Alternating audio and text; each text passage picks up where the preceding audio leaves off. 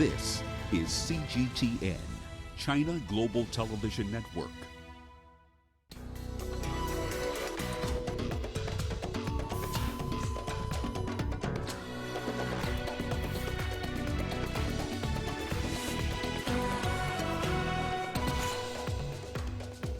At least 7 civilians killed and more injured in an airstrike on Tripoli. A UK lawmaker blames the HSBC, Stanchart and Baroda for enabling corruption in South Africa. And the Hong Kong violence escalates in the city's financial hub. Hello and a very warm welcome to Africa Live on CGTN. I'm Lindy Mtongana in Nairobi. And with me in studio is Raman Young with a preview of your business news. That's right, Lindy. Here's what's coming up in the course of the hour. South Africa's troubled, loss-making national carrier is set to resume some flights across the continent. And we're seeing mixed reactions in Egypt as the country looks for more funding from the IMF to back its economic reform program. We'll have the details on those stories and lots more coming your way in the course of the hour. For now, though, let's start with the latest in current affairs with Lindy. Thanks, Rama. We start the program in Libya, where 7 civilians have been killed in an airstrike on the capital, Tripoli. Several others have been injured. According to a statement from the UN-backed government, the airstrike landed on a biscuit factory, and several foreigners, including Bangladeshis and Egyptians, were among the casualties.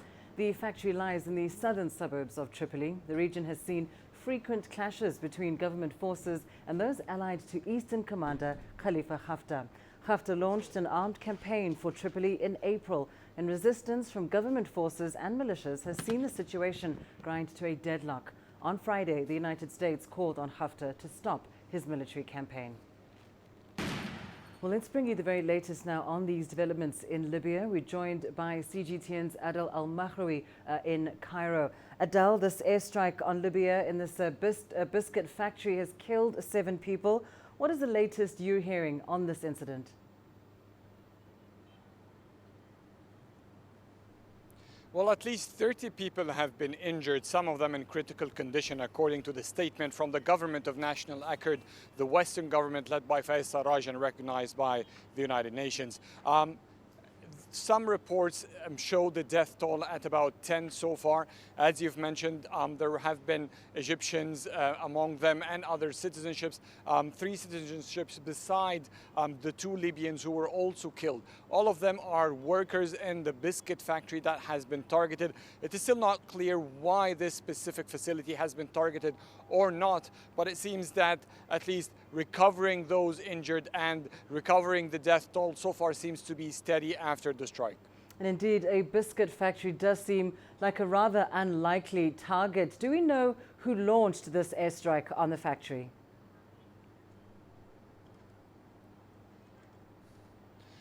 In terms of claiming responsibility, Lindy, no one has claimed responsibility. In terms of pointing fingers, the government of National Accord, Faiz Sarraj's government, has pointed finger in multiple statements on several reported media, including Libyan media as well. They've pointed finger to the UAE. They believe that a drone belongs to the UAE has struck this facility. No confirmation, no proof also has been given to back these claims.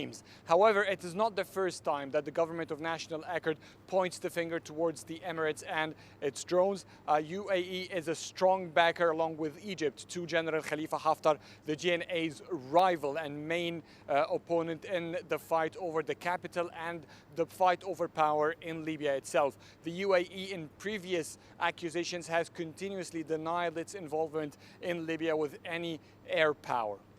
And we know that very recently the United States called on Eastern Libyan commander Khalifa Haftar to stop his offensive on the capital. Considering that this situation has been going on now since April this year, is there any sense that the end is in sight?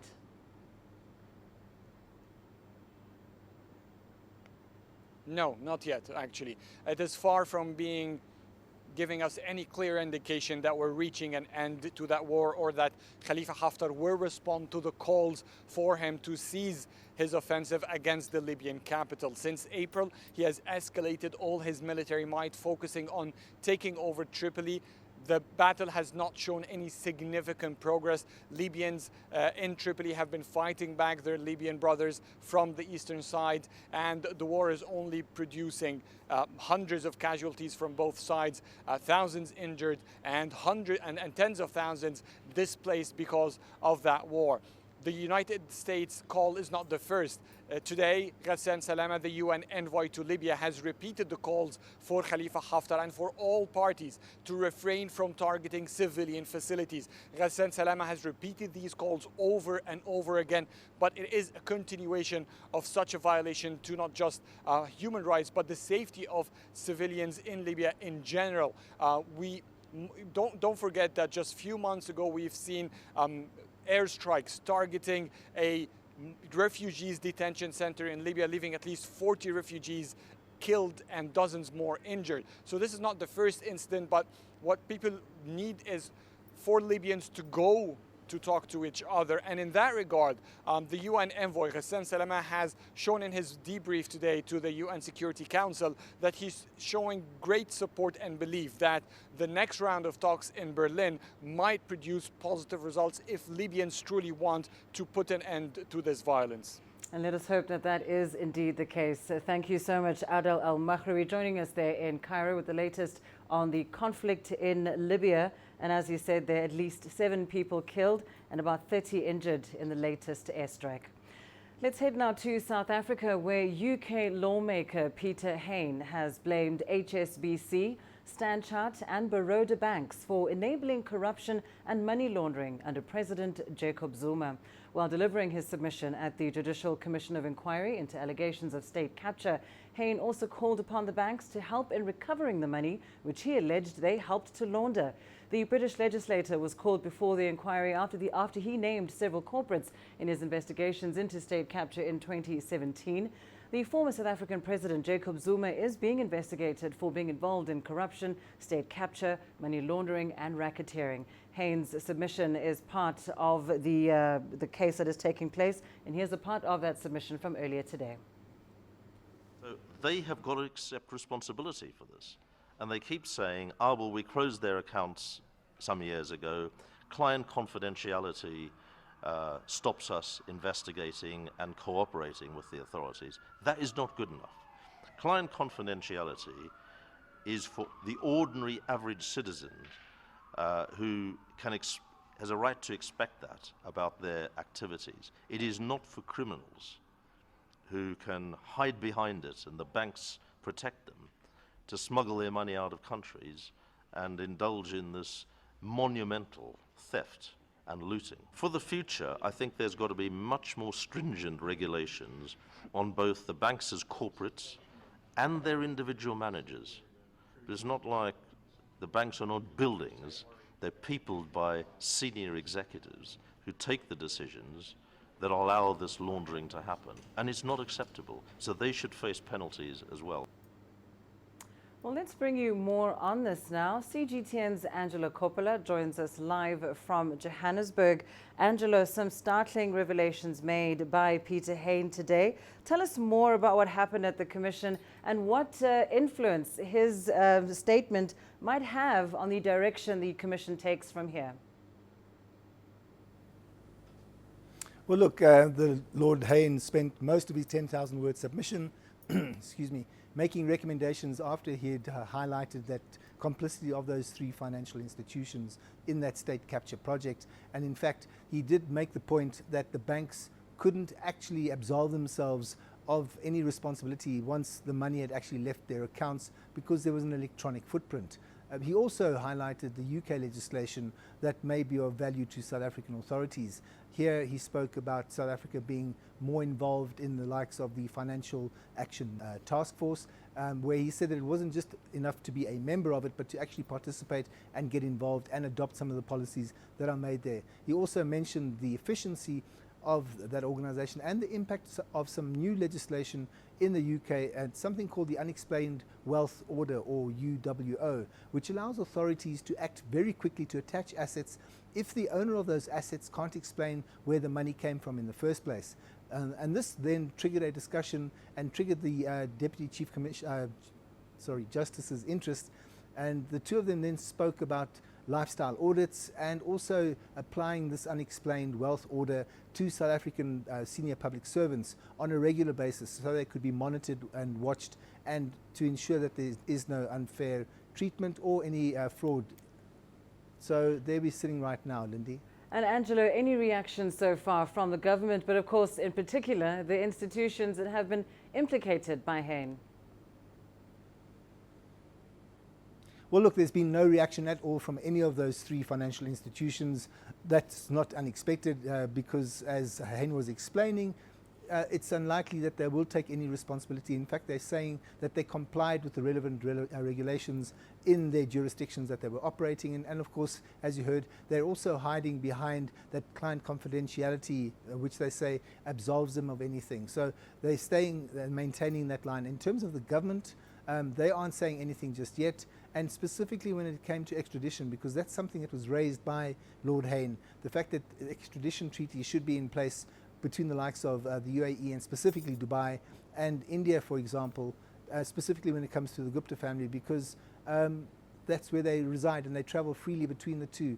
And Hain made the point that it's been close to 8 years now that that treaty hasn't been signed by the leader of Dubai, for example, and he wondered aloud in commission whether there was any will on the part of the Dubai leader to actually sign that treaty into place. So we're sitting now with the situation where there is no comment from government or from those three institutions. Lindy? Angela Coppola, thank you so much for that update, joining us there live in Johannesburg. Now, Angela, of course, has been following the judicial inquiry into state capture very closely over the past few months. Here's what he had to bring us today on the submissions by the UK Labour Party MP. Hain started his testimony by reminding Zondo of his background. His parents were jailed, eventually banned, and then forced into exile. They went to the UK, where Hain got involved in sports boycotts against South Africa, and for his troubles had a letter bomb delivered to his home, which he happily escaped. Zondo Commission evidence leader, meanwhile, Paul Pretorius, took the South African schooled Hain through his evidence. It's focused on what Hain has called international complicity in state capture and corruption in South Africa. His testimony will detail how banks, corporations and foreign states aided state capture in South Africa. Hain will also discuss international culpability in money laundering and corruption, specifically in Dubai, India and Hong Kong. Hain started his testimony this morning mostly based on information in the public domain. We also understand, though, that he will implicate several people in any of his testimony. Experts have been working with Hain to compile his 10,000-word submission, and he laid the foundation for this testimony by suggesting that some 5% of global GDP, or around $2 trillion, is laundered every year. One day has been set aside for Hain's testimony, but it's likely to be beyond that. I'm Angelo Coppola for CG10 in Johannesburg, South Africa.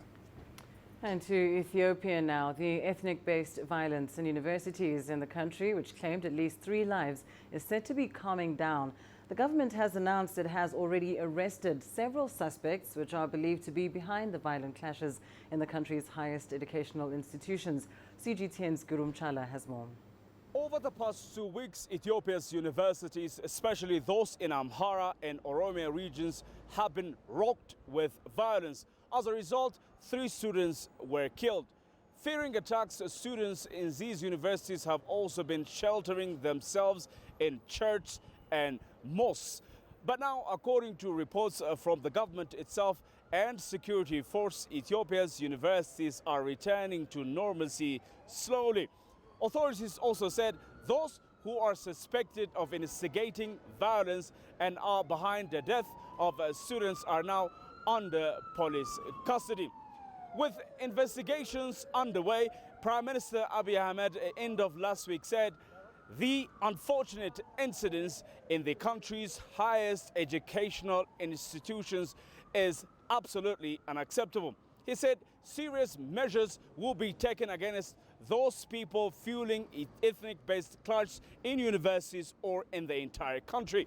Group again, Addis Ababa, Ethiopia. Meanwhile, violence in Hong Kong continues to escalate as protesters continue to occupy universities and attack police with petrol bombs and other weapons. On Monday, the media were briefed on the latest events at the Polytechnic University, where clashes have been at their fiercest. CG10's Chuck Tinte has more. A campus on fire. On Monday night, a large number of protesters marched on Polytechnic University, trying to converge with others who have been inside the campus since Sunday evening. At a press conference held on Monday afternoon, the police said they conducted a dispersal operation at Polytechnic after protesters charged a cordon around the university. The protesters used petrol bombs, which led officers to use force. They gave repeated warnings for protesters to drop their weapons and leave in an orderly manner. So over the past week, these rioters can leave freely the Poly campus, and there is supplies keep sending into the campus. As of last night, we have given them sufficient time and sufficient warning to the rioters to heed our appeal and leave. Police also said some protesters had disguised themselves as first aiders and reporters. For this reason, police said they had been checking professional credentials to ensure no protesters escape liability. And we also received intelligence that some rioters have changed their clothing and wearing those reflective vests to pretend as reporters or first aiders in order to escape arrest and legal liability. Though they face continuous threat from the protesters, the police have rejected news reports saying they had raided the campus. Clarifications: we have never proactively break into or enter the Poly campus. Police say the situation is severe as 3 universities report that protesters have a large number of petrol bombs and have stolen flammable items from university laboratories. So far, 3 universities, namely Chinese University, City University, and Polytechnic University, have made reports to us saying that rioters have possessed a large amount of petrol bombs. They also report that rioters have stolen a large amount of flammable items from the laboratories. The statement from police was echoed by some Hong Kong officials who held a press conference shortly afterwards on Monday. As the police have warned, the extent of violence near the Polytechnic University has reached the level of a riot, and anyone assisting the rioters could be considered to have committed the crime of rioting. What's more worrying is that 3 universities have reported the loss of various chemicals. They're highly corrosive, acidic, and toxic chemicals. If they are used to make weapons, they could cause fatal injuries. Violence in other parts of Hong Kong has also escalated. On Sunday night, a white car tried to crash into police officers from behind a cordon in Hung Hom. And on early Monday morning, protesters attacked an ambulance with rocks, bricks, and an unidentified liquid and removed a 20-year-old woman suspected of taking part in an illegal gathering. Police said officers opened fire only under life-threatening circumstances in these 2 cases. Hong Kong Chief Executive Carrie Lam on Monday morning visited an injured police liaison officer who is in hospital after being shot in the leg by an arrow on Sunday. The Hong Kong High Court ruled on Monday that banning protesters from wearing face masks is unconstitutional. The police then made an announcement saying they had stopped enforcing the law. Chuck Tinta, CGTN. Well, time now for a short break. Here's what's still ahead on the program. Coming up, China and Cote d'Ivoire set to strengthen their inter-parliamentary relations. And learning is disrupted in Somalia after heavy rainfall destroys infrastructure.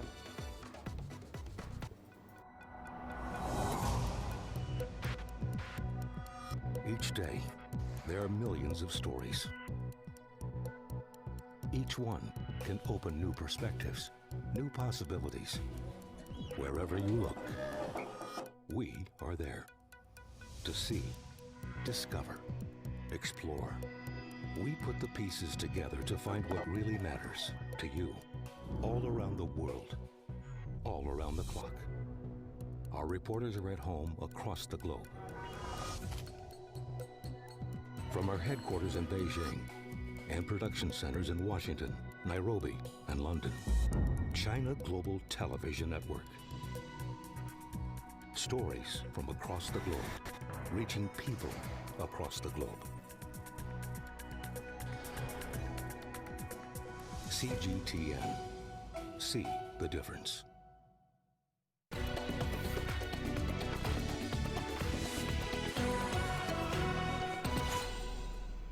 Right, we start in Cote d'Ivoire now, where the vice chairman of the Standing Committee of China's National People's Congress, Wu Weihua, just concluded a 4-day visit to the capital, Abidjan. President Alassane Ouattara hosted the high-level delegation, who's looking to strengthen interparliamentary relations between the two countries. During the 4-day visit from the Chinese delegation, the leaders from the two nations held meetings, signed new agreements and established working sessions between the two countries to give new impetus to the development of friendly relations. I had a very friendly and effective meeting with President Ouattara.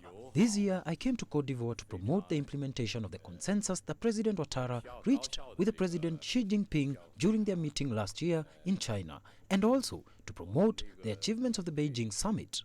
Earlier, we had mentioned Sino-Ivorian relations in all their aspects. We talked about strengthening mutual political trust, strengthening economic and trade exchanges between our two countries, and joint efforts to support the construction of infrastructure in Cote d'Ivoire. The President of the National Assembly of Cote d'Ivoire said that this visit reflects the common determination to make the Sino-Ivorian relations dynamic. He also urged Chinese investors to invest more in Cote d'Ivoire. Cote d'Ivoire offers a very attractive business environment and modern quality infrastructure that gives access to the vast ECOWAS and YMO community market. So I invite Chinese companies and investors to take advantage and opened up ways for stronger shared cultural exchanges. You have noticed the fraternity and the warmth of the exchanges we had with the Chinese delegation. They also donated office supplies that will serve the proper functioning of our administration. China and Cote d'Ivoire would like to associate the Belt and Road Initiative with the Ivorian Development Strategy. The two countries want to work together hand in hand for the consolidation of the stronger China-Africa community. China continues to contribute to the development agenda of Cote d'Ivoire, including the ongoing construction of the Olympic Stadium and the autonomous port of Abidjan. The Chinese delegation during the visit offered office supplies worth over $35,000. This trip is part of the implementation of the achievements of the third China-Africa Summit held in Beijing last September. Beryl Oro, CGTN. And on to Somalia now. Recent floods in the Horn of Africa nation have disrupted higher education. Students now travel long distances as local universities reopen after weeks of heavy flooding that destroyed basic infrastructure, schools and other vital institutions. CGTN's Abdulaziz Bilo has more from Mogadishu. 21-year-old Marian Omar is going through her notes as she prepares to sit for midterm exams next week. She's among hundreds of thousands displaced by recent floods in central Somalia. The second-year public health student has resumed learning after her university reopened following weeks of heavy floods. She commutes from Al Jale to Beledweyne, a displacement camp located some 5 kilometers from her campus, and home to close to 250,000 displaced persons. I moved with my parents to El Jale due to the recent floods. We have now resumed classes and will sit for exams in the coming days. Authorities must come up with solutions to prevent flooding in the near future. Mariam is not the only student affected. Abdifatah Addo, a 22-year-old first-year nursing student, is among more than 400 students who have resumed classes after weeks of flooding. Addo moved to El Jale with his parents after floodwaters submerged their home in Beledweyne. I have returned back to my university and currently preparing to sit for exams. We call on local authorities to work on ending the current floods because it affects our education. Up to 30,000 students were denied learning opportunities during recent floods. Education officials say 80 institutions were forced to suspend learning as floodwaters filled classrooms. The flooding caused massive loss to our university. Floodwaters destroyed our laboratory, computers and other important learning equipment. Up to 400 students were unable to attend classes for 3 weeks due to the recent flooding and accompanied their parents to safety. Heavy rains in parts of the country destroyed farms in riverine areas.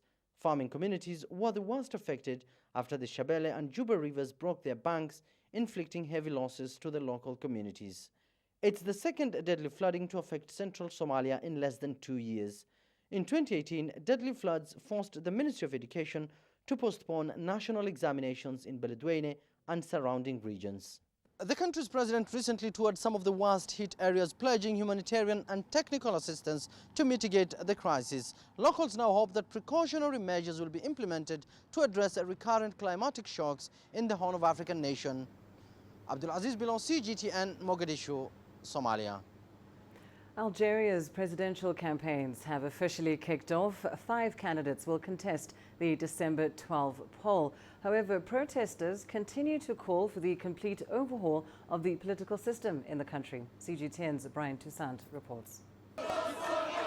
2 former prime ministers, Ali Benflis and Ademaji Tebboune, are among those running in the December 12th election. I am officially announcing the launch of our election campaign from the same stairs where I stood with the protesters of the popular movement during the first 10 weeks of the movement.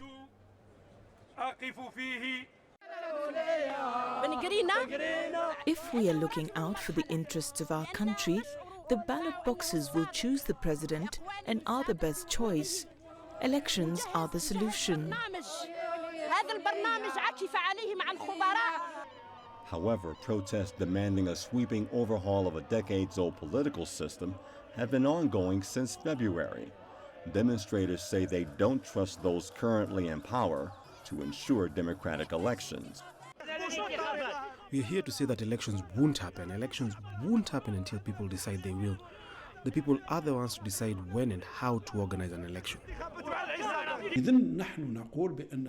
We say that we must bring legitimacy to the highest levels of the state, and then we'll enter into real dialogue, where real discussions will begin in order to reply fully to the demands of the Iraq social protest movement. An election originally scheduled for July was postponed as a result of a lack of candidates. And now billboards for campaign posters remain bare, as campaigns start with some graffitied with the names of activists detained in a crackdown on protesters. The Iraq opposition movement says it will not support any election until more senior officials stand aside, leaving the question of what will be the overall voter turnout. Brian Toussaint, CGTN. To the Tunisian tourism sector now. Cruise ship Amira has docked at the port of La Goulette with over 1,000 passengers on board, mostly German tourists. The tourists chose to spend a day in the Medina of Tunis and visit some tourist sites such as the suburbs of Sidi Bou Said and the centenary souks of the capital. This cruise marks the first since the terrorist attack on the Bardo Museum in 2015. Our correspondent Adnan Chouachi tells us more. The Minister of Tourism, René Trabelsi, welcomed the return of cruises, considering that the burden of the cruise ship Amira at the port of La Goulette will boost tourist activity in the country. All passengers have agreed to visit the city.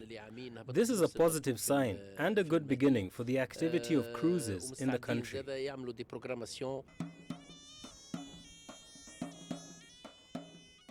The minister stressed that the state will work to strengthen the promotion of maritime tourism. The average spending of cruise passengers is estimated at $220 per day. We aim to attract tens of thousands in the next few months. Some German tourists are visiting and discovering Tunisia for the first time, while other travelers are returning to the North African country, where security has improved over the past 4 years. The people here are open and welcoming, and security is guaranteed. I see it as a progressing country, and I keep my fingers crossed for all the, all the plans you have, especially for the, the political part and for the unemployment programs. So I keep my fingers crossed. According to the director of the tourist village port of La Goulette, Tunisia will have to accommodate nearly 10 cruise ships in 2020. For 2021, the forecasts are for a recovery in the growth rate of cruise tourism. In 2010, Tunisia was a privileged destination for international cruise ships. The North African country had welcomed nearly 900,000 tourists with an average of 2 cruise ships per week. Adin Shawishi, CGTN, Tunis. You are watching Africa Live. Your business news up next with Raman Young. Thank you very much, Lindy. Here's what's coming up in business. South Africa's loss-making national carrier is set to resume some flights across Africa. And there are mixed reactions in Egypt as the country is looking for more funding from the IMF to support its reform program. Images may appear to be identical, but looks can be deceiving. The difference is not always obvious. It has to be discovered. There are always different sides to a story. We put the focus on the details. To see more, to understand better. CGTN. See the difference.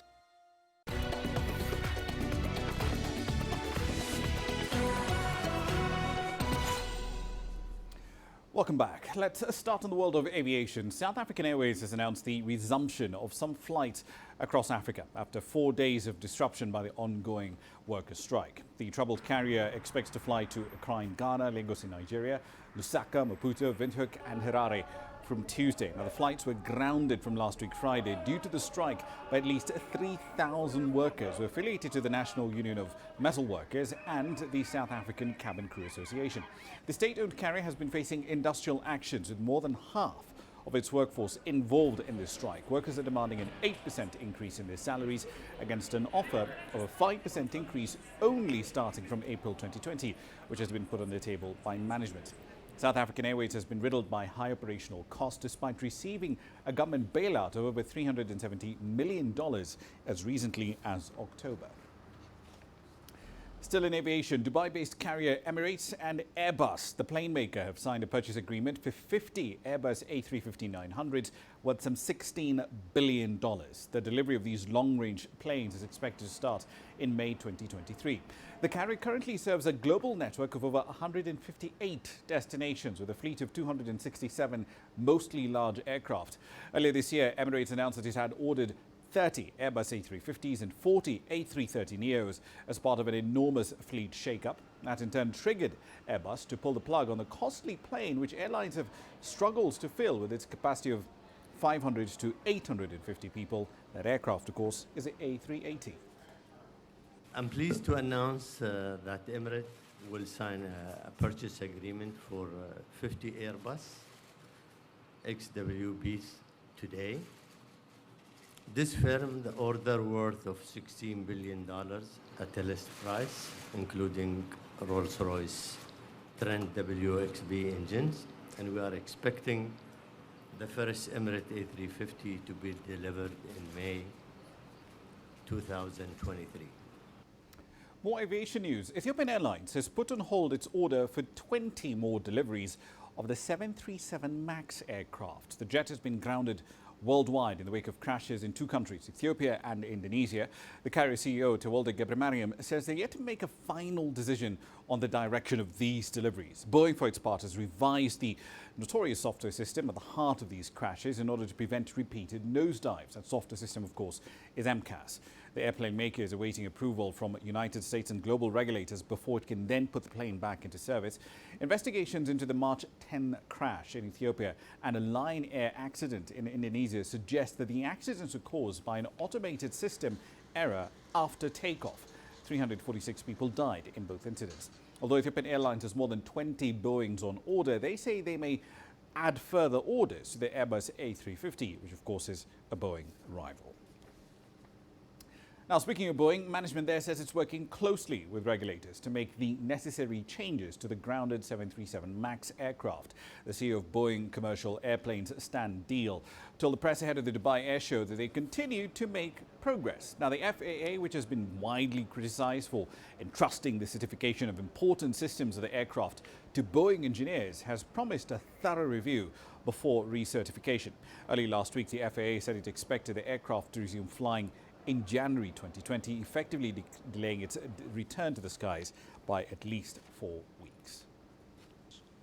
As we look to the future, though, we're working hard, guided by the regulators, to make improvements and changes to the airplane, to make changes to the training of the aircraft, so that the airplane can safely return to service. I can tell you we're working towards those goals, but ultimately the schedule for all of those activities will be determined by the regulators. Egypt's government has announced plans that it will apply for a new loan from the International Monetary Fund. That loan will fund the government's economic reform program, which has been running for the better part of 3 years now. Now, the North African country has already received $12 billion in debt from the lender under its previous program. Here's CGTN's Yasser Kim now with the reactions in Cairo to news of an entirely new loan.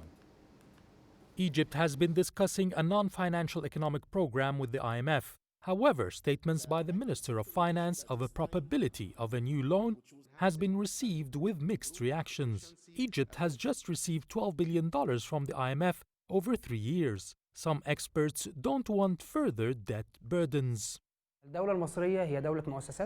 The state knows very well it needs extra funding to continue its economic program, but no need to add further burden into the economy with the new loans.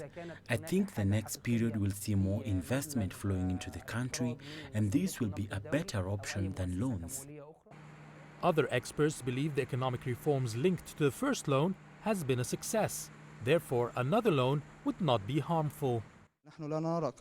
As economists, we don't always see loans as a burden.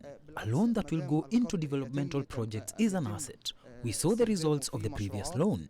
There was a fall in unemployment rates, a rise in economic growth, and it helped set up huge infrastructure projects. So, it's not the loan in itself, but how you use the loan is what counts. Egypt will begin repaying the $12 billion loan to the IMF in 2021. The IMF loans are not popular because they're linked with stringent austerity measures that put a burden on citizens. But for others, it's a necessary, painful medicine for economic ailments. Yes, Hakim for CGTN, Cairo. On the other end of the continent, South Africa's third largest mobile network operator, Cell C, has concluded its expanded roaming deal with the country's second largest operator, MTN, that effectively grants Cell C access to MTN's network in some areas as it pushes for broader 4G network expansion. Shares of the rival network Telkom fell by more than 5%, dampening Telkom's proposed offer to take over Cell C. Now, the deal is likely to reduce substantial costs for Cell C, as MTN is also focusing on recapitalization with a struggling carrier. In 2018, Cell C boosted MTN's enterprise and wholesale revenue up 8.4% to about $907 million. The telecommunication firms in the country's sector have been struggling under the weight of some rather large debts. Away from the continent now, let's take a look at Chinese monetary policy. The People's Bank of China unexpectedly trimmed a key interbank lending rate earlier today. The move was the first easing in China's short-term lending rate in more than 4 years. The PBOC said it was lowering its 7-day repo rate by 5 basis points, about 2.5%. The action lifted China's bond market, and it comes just 2 weeks after the central bank cut the rate on its medium-term lending facility loans by a similar margin. Analysts say that the unexpected reduction shows that the PBOC is keen to ease concerns among investors. This comes as the markets are fretting that high inflation might prevent the central bank from delivering fresh stimulus measures. In the meantime, the central bank said in a new quarterly report released on Saturday that the government's macro policies are having an effect. CGTN's reporter Marque has a report. Despite consumer inflation hitting an almost 6-year high last month, China's central bank isn't planning any drastic steps just yet. However, a quarterly report said it would monitor various indicators to allay concerns that it could rise further. The report specifically rules out any kind of stimulation on the property market. It says the government will continue to use long-term measures to stabilize house prices instead of using a kick, which might only have a short-term effect. The quarterly report says China had no foundation for persistent inflation. It adds that China is one of the few major economies maintaining a prudent stance. The People's Bank of China also promised a stable RMB exchange rate to support cross-border trade and investment. It says a mechanism for the issuance of RMB bills in Hong Kong would continue to improve. Domestically, the report says that China's central bank also plans to carry on with the interest rate reforms based on the shifting of the benchmark lending rate. CGTN in Beijing. A popular short-form video app, you probably know it, TikTok. Its parent company has announced plans to launch a music streaming service in partnership with various major music labels. ByteDance is currently in talks with Universal Music, Sony Music and Warner for global licensing deals, and it aims to launch that service next month. The service will include a library of short video clips for listeners to search and sync to songs as they listen.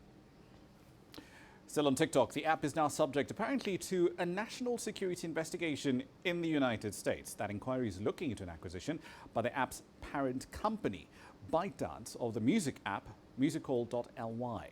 We'll take a closer look at the teenage sensation app known as TikTok overseas. Corgi, corgi, corgi, corgi, corgi, corgi. TikTok takes you into a world of cute dogs, music, whoever pulls up behind me, I'm going to buy their drink for them, and random acts of kindness.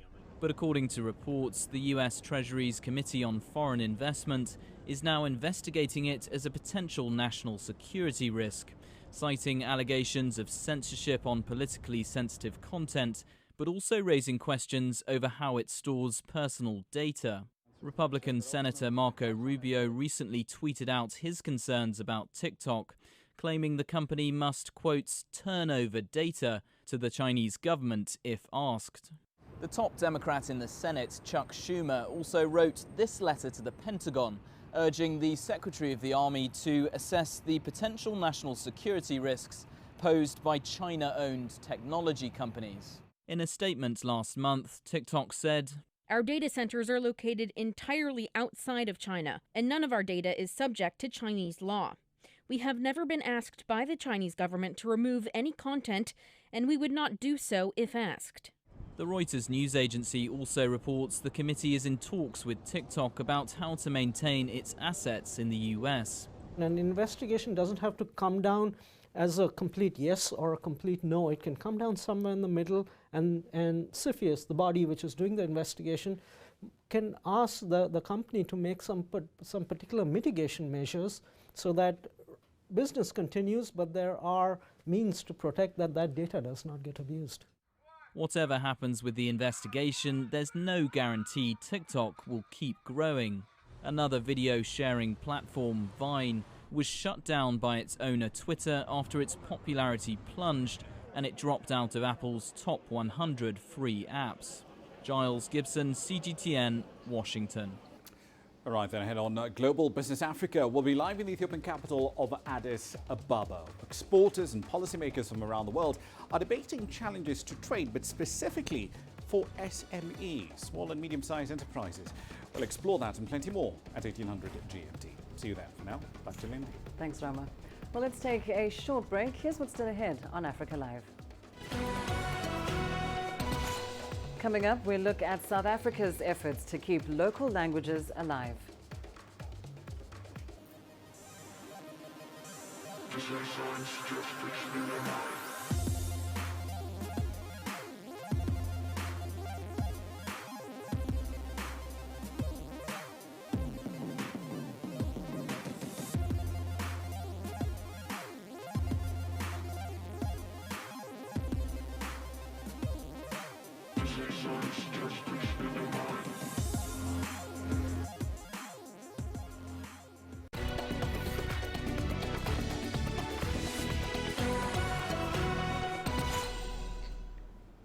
Indigenous languages are crucial to ancient cultures around the world. However, they are rapidly vanishing from mainstream communication.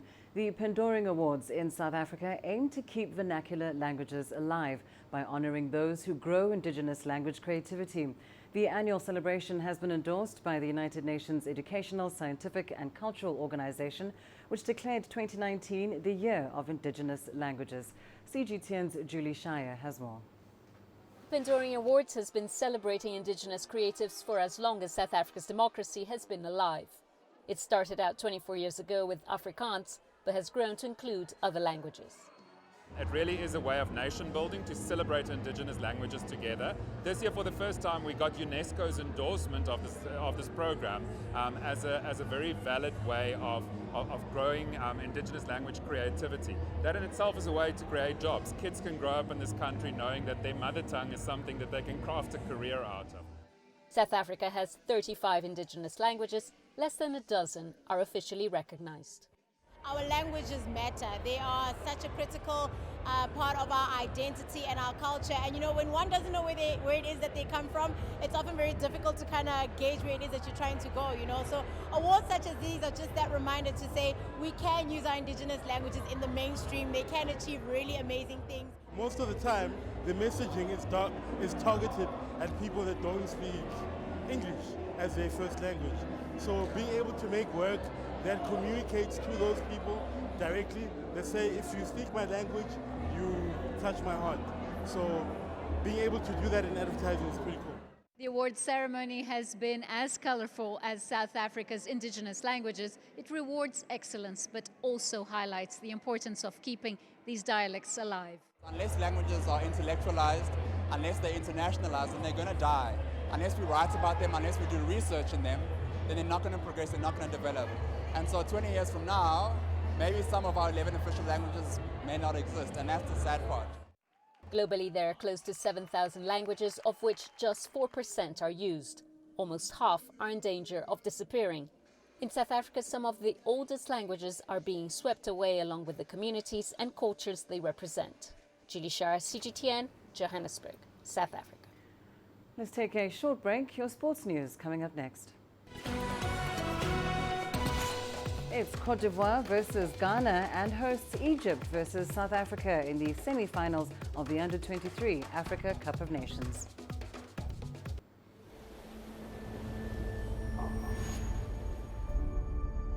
How would you create